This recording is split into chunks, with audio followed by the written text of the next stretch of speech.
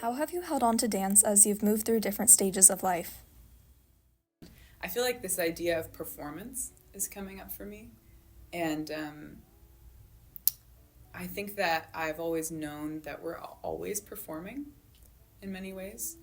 And it just depends on who the audience is.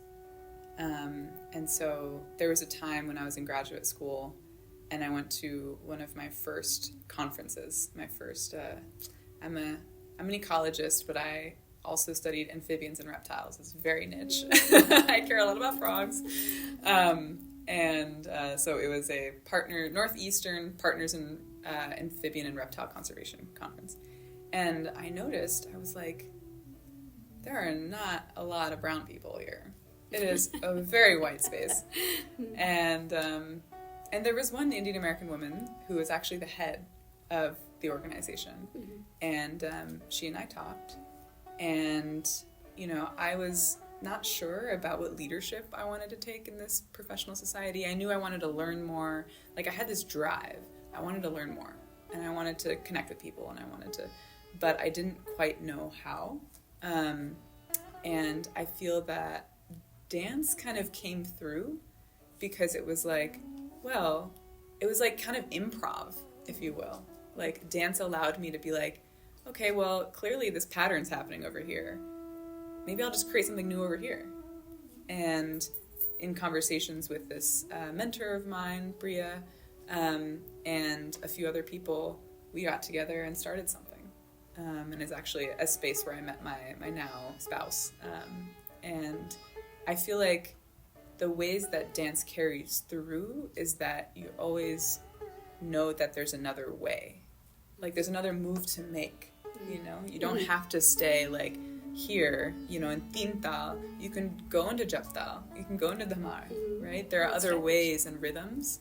And I think that dance allows us to remember that, even if it's not, like, now I say it all nice and pretty and artistic, but in that moment I didn't. Yes, right? Flexibility, basically. Yeah. And I think Kathak, just to praise Kathak a little bit, gives you that freedom of creativity. Yes. And I think and that makes improv, a difference. And the right? improv, With the live musicians. Of life. Opage of life, right? Mm-hmm. So, beautiful. What's her next question? What are the main teachings you carry into other aspects of your life? I think that it's going to relate to another question that was asked about consistency and keep showing up. Because one of the things I learned in dance is that you can always just practice and you will get better. Like, it's not that hard. You just got to keep showing up and you keep doing it and you build the muscle that way to do literally whatever you want to do. You come into a dance studio and you're like, I don't know anything. I don't know. I forgot Tamar, right? Mm-hmm.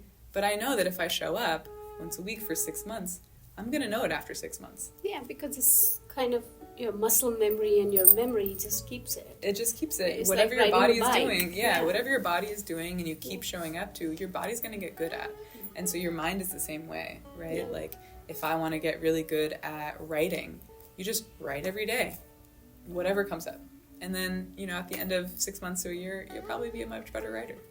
And I think that that's one of the many teachings that I think dance has taught me. And practice does not have to be for making it perfect. Yeah. It's the process of practice that if you enjoy that, finding your own time for practice or finding your space for it, that's as important as becoming perfect or performing it. Yeah.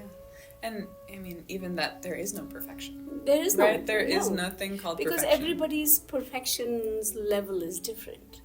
Right? Yeah, and everyone's paying attention to different things. Yeah, my 5-year-old, the ones that look in the mirror and find just moving simple steps is so exciting to them. Mm-hmm. Some of the more seniors, for them to be here and be actually flowing in it is more important. Yeah. So, perfection is according to what you think perfection is. Right. Okay, we have another question, kind of similar to what we were talking about, growing with dance during your different phases of life. Was there any point in your life that you felt that dance was a way of life? How did your understanding of dance change during your Samarpan versus during college? Yeah, I'll answer the first one by answering the second one. So growing up and doing Kathak and dance, I was just doing what I was told. I was like, Mom's like, you go to dance, I paid for the classes, you're gonna go do that. Absolutely. And then I'd come to dance class, and then Bracham to be like, move your hand this way, do that, right? And I'll be like, okay, and then I'll do it. And then I did my Samarpan, which was quite an experience, and I'm sure that everybody who has done one understands the emotional growth, the confidence that you gain. I also felt so blessed by having all of the people show up for me. That was really, it was imbuing me with their energy and their support, right? Yes. And so, preparing for the Samarpan was just doing what I was told. And then the Samarpan happened, and that was an event. And then college. And college is just here, go do something. Here, we're throwing you out. Throwing you into this group of other people, right? In the water. That if you don't know how to swim, please. Yeah, don't. it's we've taught you, right? And you're like, did you teach me? Exactly. And then you have to start making your own decisions. And I think that's it's scary, because I think that when you start making your own decisions, you also recognize you're responsible for the consequences of the decisions. Whereas when you're just doing what you're told, the people who are telling you what to do, they're the ones that are responsible, right? Yeah. And so you don't have to take responsibility, but then once you start college and then onwards, you have to start taking responsibility. And I think that carried through in dance is that what was I carrying through when I was choreographing in college, right? We were doing Kathak pieces to a Devdas song or some other more rhythmic piece. And part of it, especially for Kathak, I think, to raise up Kathak in the improv and the hybridity of it, allowing different influences to make the dance even better, right? Not just saying it needs to look this way and we need to only do this kind of music. It's you can actually bring together different things. And so there was one performance where we actually had, there were multiple Kathak dancers that we had, and we had a beatboxer come and just lay some beats while we were doing Tatkar. And it was so much fun. And, that, I don't know if I would have had confidence to do that here in the studio. I had to leave, interact with new people, and then create something new. And I think that that's the interesting dynamic of being in the studio, being taught, doing your Samarpan, and then going off and finding something and creating new. that And base, creating because I think Samarpan is actually, if you remember the expressions yeah, we can tell that story. I don't know if you want to share that I'm story. I'm happy But to. just helping you kind of the musicians not following you, but you kind of leading it. Yeah. That leadership, I think, comes from doing Samarpan. I'm not trying to promote Samarpan. No, I think you're right. I mean, Yeah. it gives you that confidence of that I can choreograph. that I can do lead. it. Yeah, and I always say, it's good kids learn Bollywood, but I think a base of Kathak really helps. And I have so many kids that when they get up on stage, you can tell Bollywood or no Bollywood, because the body movement is such. And if you have a good base, you can create like that. And I think that's what our art form teaches. Totally, and I think that base is so important, right? Because that's the center that you can come back to. You can do anything, right? But then once you come back, it's important to have that. It's purely that. Yeah. And I think the Samarpan, now that you're talking about leadership, I think that was huge. Yeah. And I'm very happy to share the Please expression. do share. Yeah. There's a very interesting story Neha has to share about expression. Yeah. Because first let me clarify that, being born in this country, having a different kind of set of emotions, and being able to, I think, in this community and this society, expressing everything on your face is not the thing that mostly people do. Yeah. It's more verbal. Yeah. And dance is more about your emotion showing up on your face. Yeah, and your body language. And your body language, Yeah. and just simple movements that you can show so much grace. So let's share the story. Yeah. Quickly, we'll share that. So I had one song that I was dancing to in my Samarpan, and what was the song? I can describe what I was doing, Okay. but do you remember the song I itself? want to tell you. So the story of the song was a very, very emotion-filled song, and it was about a woman who was waiting for her husband to return, and she really missed him. I am 17. I know nothing about having a husband. Or a I boyfriend. don't know if I've ever felt that longing before in my life, and here I was needing to express it. Yes. And I remember one time in the studio when we were, I think maybe it was like a month before maybe the Yeah. Samarpan, and you were like pushing me. You were like, you need to show this expression, and I forget exactly what you were saying, but you just kept pushing and pushing, and I was like, I can't. Can't. I have no idea what you're asking fell of me. apart. She fell apart and she ran away, and then we had to go back and fetch her from the street. Yeah, I like Yeah, revolted. but I was then like, from there it just changed, shifted. and Everything you should shifted. have seen. Well, her because I perform started that number. crying. Yeah. I just like everything just like erupted. Yeah. And it was so much emotion coming from me because I think the society also, because it's so verbal and because it's so stoic, Yeah.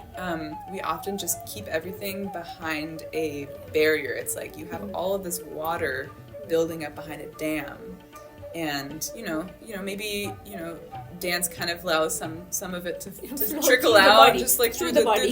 through the body. But then I think that to that moment was when the dam broke. Yeah. And was like, you can feel it now. Absolutely. Yeah. Absolutely. Now, even while we talk, the expression on the face is everything that you're feeling, you're expressing it. Yeah. And that's the other thing which I find as a teacher, the kids are very serious when they come here.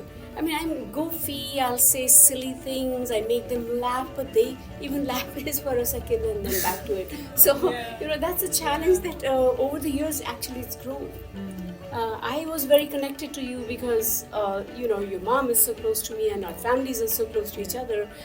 I felt like that dam broke easier for you. Yeah, because we had a relationship. We had a relationship. Yeah. But for me to work on that, every class I have to work with. We can go with the next question. That kind of covered that last question It quite did. a bit. You said that your interpretation of dance has changed in every life stage. So how does your interpretation of dance now enlighten why you continued for so long? Or what has dance done for you throughout your journey that you haven't noticed? I love that question. What has dance done for you that you haven't noticed? So in the last couple years, I grew up going to Balihar, and I grew up going to Chinmaya Mission Balihar. And I had continued going until I was maybe 18. And then at a certain point, those spaces weren't really giving me what I was looking for. And so actually I left many Hindu spaces, or spaces that were talking about Vedanta or things like that. And I went really hard into science. And as I continued my career in ecology and conservation, I started working more and more with indigenous elders of North America. And I'm very grateful to call many of them my friends, and I still learn from them. And through that relationship, I realized, I was like, I need to figure out my own spiritual stuff. Like, what's going on there? Because I'm interacting with, Ramapola Nape elders, and I'm like, I get what you're saying, and I don't want to appropriate, what you're giving me. Where do I find that in my own traditions? And so that actually, a couple of years ago, brought me back to Hindu spaces, and I joined an organization called Sadhana, which is a coalition of progressive Hindus. And in that space, there's a, now we call it satsangs for collective liberation, but you can call it many things, but it's just bringing together a group of people that were very aligned with wanting a better world, caring about social justice, whatever that means in whatever context, and that all, had some identification with the identity of Hindu. And in that space, as I started building more relationships with other people that were living out their values that they learned growing up, or, in Hindu scriptures, in Vedas or Puranas or whatever you want to say, I started to understand what dance was. And that, in the Western world, things are often siloed in, like, this is ecology, and this is medicine, and this is, anthropology, and this is, engineering. There's all these different, like, individual streams. They all are one, right? But our education system that we have here really dissects them and silos them and disconnects. Very specific to you want to be really focused, laser focused on something. And I think that what dance was doing without me noticing until I got this language was that it was teaching me those spiritual traditions. Absolutely. Without me ever having the language for it. It was teaching me those things that maybe in my Bal Vihars we were learning the Puranic mythology, or we were learning about, body-mind connections and whatever language you want to put on it, right? We were learning the intellectual pieces in those spaces, but in the dance studio we were learning how to embody it. Absolutely. Yeah. That's so wonderful to hear from you, because ultimately we are, should I even say, we are spiritual beings, and we are complete in ourselves. Yes, we need to learn different aspects of different things, but it is so important for us to then ultimately, like dance does, especially dance, because singing and playing and dancing, when they come together, it becomes dance. So just like that, different parts of things, they need to ultimately they need to be summed up. And that's what you realize. That's what dance has taught you. I feel so grateful to, I actually feel like this circle's completing. And that feels so nice. It feels so nice. And we were discussing that last time. Every time Neha comes, she's here to visit. And these little meetings of sometimes half hour, sometimes 20 minutes, 10 minutes, whatever we meet, this is the kind of stuff we discuss. It's not about anything else but this. It's not about tukras or with the latest. It's not, because then ultimately dance is life. Like one of the questions was asking, right? Is that the next question? Well, we have one last question. Okay, let's try. Which is really connected to what you were talking about with finding your own path through dance and not really realizing how much dance has taught you. But sometimes through life you may feel that disconnect. So we have a question discussing that. Did you ever find yourself disconnected from dance? If so, how did you quote-unquote reignite that passion that you once had? If not, how did you prevent that sort of burnout from happening? It's a good question. I think burnout is something that pretty much every teenager and above can probably relate to. Probably kids too. You interact with kids more than I do. Yes, at 6 or 7 they start saying, I want to do something else. Yeah. And I think burnout in this world, I would say that where it really hit me was maybe even before I took this 2.5 month sabbatical. I was like, something has to change. This is not how life is supposed to feel, And I think that so many things happen in our world that requires so much context, whether it's ethno-nationalism in different countries, whether it's, George Floyd getting murdered and knowing that Black people in America don't live the same way as other people do because of the histories of slavery and dispossession, that we feel so disconnected from the world around us because this country is built on a genocide that hasn't been acknowledged. All these things are happening. They're all very real, And still we need to put one foot in front of the other. And how to do that, it can be really overwhelming, right? And so I think a lot of people also resist even talking about those things, but they make the reality that we live in, right? And I think that oftentimes during the pandemic, I felt so burnt out because, and I feel like I needed to like, I think about butterflies, Titali, which I learned is your nickname. It's my nickname. I know, I just learned that. I got so happy. But, you know, caterpillars will be caterpillars. They'll hatch out of their little eggs on the leaves. They'll grow into caterpillars, eat a bunch of leaves, and then they'll come into a chrysalis or a cocoon, depending if you're a moth or a butterfly. And they will entirely liquefy. Yeah. And they'll become mush. Their entire structure of their being just melts. And then they start reforming. Absolutely, and I like the way you do that. Yeah, there's my... They start reforming. And I think that these moments of burnout, so they start reforming and then they become a butterfly, right? And that takes time. And I think these moments of burnout are actually just signals of shifts that we need to make in our lives. Whether that's taking time off work or, you know, taking a moment to just like center and breathe. Or to, you know, maybe you should break up with that person. You know, like all these different signals, right? That sometimes can be really hard. I think that I've learned through my dance practice that burnout feeling is not something to be avoided. It's something to be listened to. Or be ashamed of. It's so normal. It's so important to know that Yeah. it's okay to feel that burnout.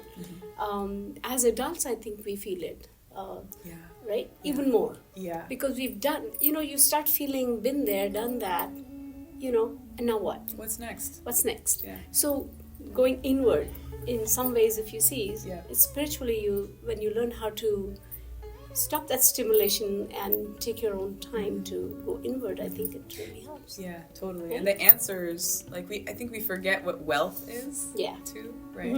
What spiritual wealth is. It's being able to be like, no, you know what? The answers are all inside me. Inside of us, yes. And I need to resource myself and take from my own bank. Yes. And then offer out. Yeah. That's a very good way of ending this conversation. Did she have any other part of it? That's it, right? That's what she asked for. Neha, I don't know how I can thank you for this because this dialogue has to be brought up. I don't care if millions see this or 10 people see this. But it's important for us to step back and look at ourselves in a different way. Arts are to be preserved.